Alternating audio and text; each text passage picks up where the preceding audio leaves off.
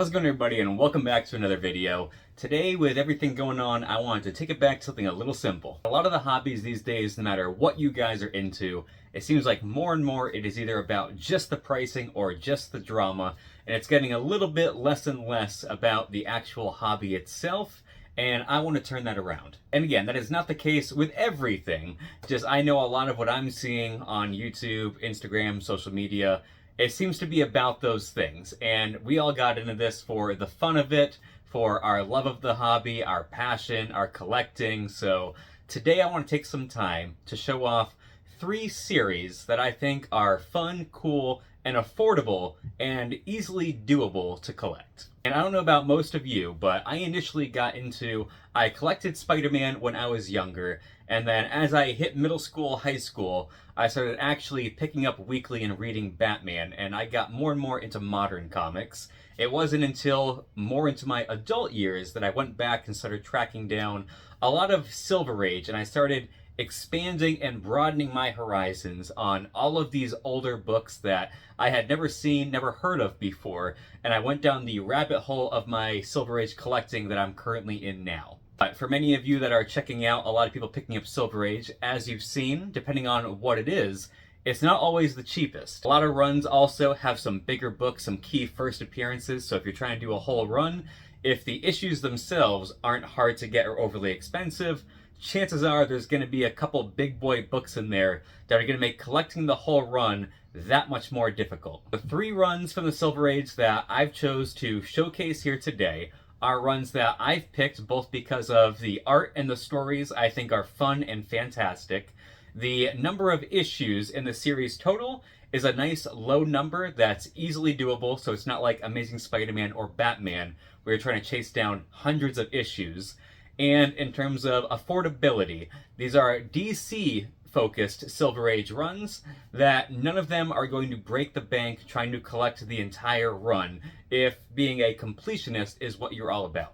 At some point, I might do the same thing with Marvel. I haven't decided. That one might be a little bit tougher, both because either a lot of their runs have a lot of bigger key first appearance books in the runs that are going to be a lot more difficult to track down, or there is just significantly more issues in the series. So if anybody might be interested in me trying to hunt down, like I said, 3 Marvel Silver Age series that issue count isn't crazy, affordability is pretty decent, and there's no huge books that are going to make them really hard to get, go ahead and comment that down below. But for today, let's go ahead and talk about the first DC Silver Age series that I think would be awesome for anybody looking to collect. Now, first one I want to talk about is DC's Silver Age Plastic Man. Now, Plastic Man first appeared in Police Comics in the Golden Age, and he had many appearances throughout the Golden Age. But in 1966, they came out with Plastic Man issue number 1 that kind of rebooted his nice Silver Age series. And the good thing about this is all of these books I have been able to track down for a great, decent price. And for each of the ones I'm going to show off today, I'm going to show off all of the ones I currently have in to get an idea for the covers, the art, and get a visual of why I love these books so much. And for this Silver Age run of Plastic Man, so issue 1 debuted in 1966, and it ran 10 issues until 1968. However, in 1976, after a very long gap, they decided to restart up again with Plastic Man issue 11, and that ran another 10 issues to issue 20. So I am primarily focused right now on issues 1 through 10 of the Silver Age run, but once I complete that, I probably will go ahead and do issues 11 through 20, since they are even more affordable than the Silver Age ones, and I might as well have a nice, complete 20-issue run of the entire thing. So the one I have in my hand right now, because I don't have issue 1 currently, is issue number 4, and one of the reasons in particular I love Plastic Man in addition to the story is the artwork and the cover on all of these. It is just fun, it is wacky, it is cool, the art style, the color. Plastic Man, where he can turn into essentially anything he wants. You can do so many fun and cool things with that character, and it is just awesome every single time. Alright, now going through the rest of these that I currently have, like I said, not a full run, but I'm getting up there. So we have issue number 5 next. That again, another very fun weightlifting bodybuilder cover right there. I do have issue number 6, which something about the style, the color, and the artwork on this one always reminds me of kind of the old Hot Rod Rat Fink era. That one, it's more of like, I love the colors and the art on that one. Then we have issue number 7. Very awesome, cool green gorilla cover right there. Issue number 8. A beautiful all black cover right there. Plastic Man in his red suit just shining right off. One of my favorite ones. And then issue 10, which again is the last issue for the 1 through 10 Silver Age run, is another essentially all black cover doing what he does best right there. So like I said, I'm only missing a couple to complete 1 through 10. And these books, compared to everything else you can get, are decently affordable. So if you're looking for something fun, cool, Silver Age that you want to be able to afford, you don't want to break the bank, and it's actually doable and finding in the wild, my first recommendation is easily the Silver Age run of Plastic Man. And the next series I want to talk about, I only actually have 1 issue currently, and it is because the other fun thing about these, if you've watched my channel before, I very much have my big boy graded expensive books that mostly I have to shop online, because that's where I get the best deals, especially locally for me. There's not a whole lot of options. So these runs are ones that I've also limited, so I can only pick up issues now when I find them out and about, now that I've got other things started. So anytime I go out to comic shows, my local comic shops, these are ones I'm looking for to fill in. It's kind of my in the wild hunt books that I really enjoyed picking up. So the next series I'm going to recommend is Metamorpho. And if you don't know before, his first appearance is in Brave and the Bold issue 57, and then he got his own series after that. And so this run debuted in 1965 and only ran for 17 issues. In addition to a fun story that really gets you into all of the characters of this world and this character, much like Plastic Man, all of his covers were, again, he's kind of a shape changer element man.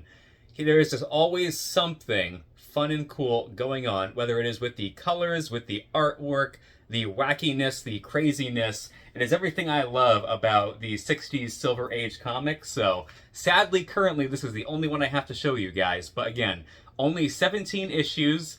None of them are really going to break the bank. It helps that his first appearance, like Plastic Man, is in a different run so that you can collect their whole actual run without breaking the bank, since their big first appearance is not in it.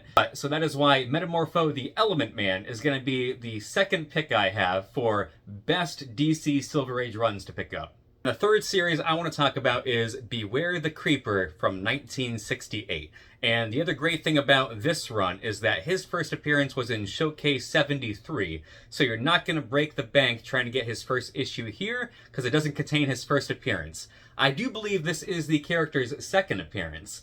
And if you're unfamiliar, I first got introduced to this character in Batman The New Adventures. Jack Ryder, Joker, essentially turns him into the Creeper. It's one of my favorite episodes from that era of the animated series, and it always made me and my little brother laugh every single time. And the even better thing about this is it is only 6 actual issues.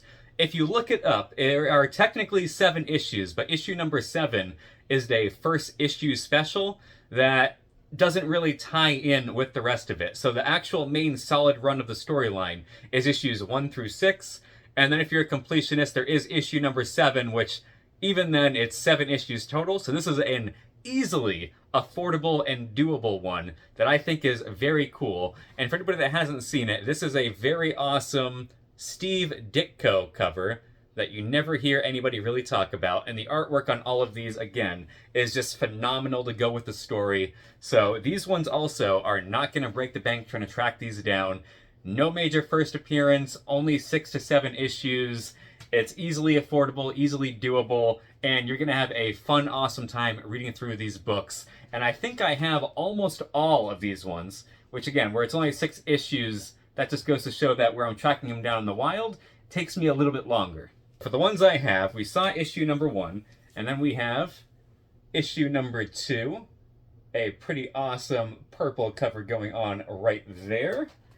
And then I have issue number 3. This was another one of my favorite ones that I was first looking forward to getting.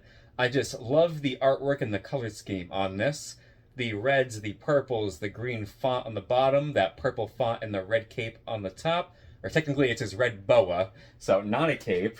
And then I do have issue number 5, and I'm missing 6 and 7. But again, the artwork and the detailing on each and every one of these is absolutely beautiful.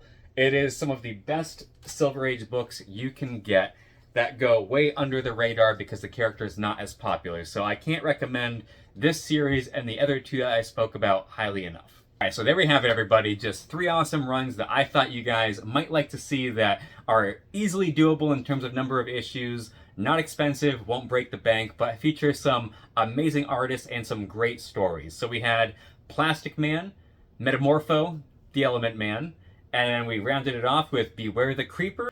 And with everything going on for pricing, drama, I thought it might be nice today to just talk about some series that are easily affordable and just as great as everything else. So hopefully you enjoyed this list, you enjoyed this video.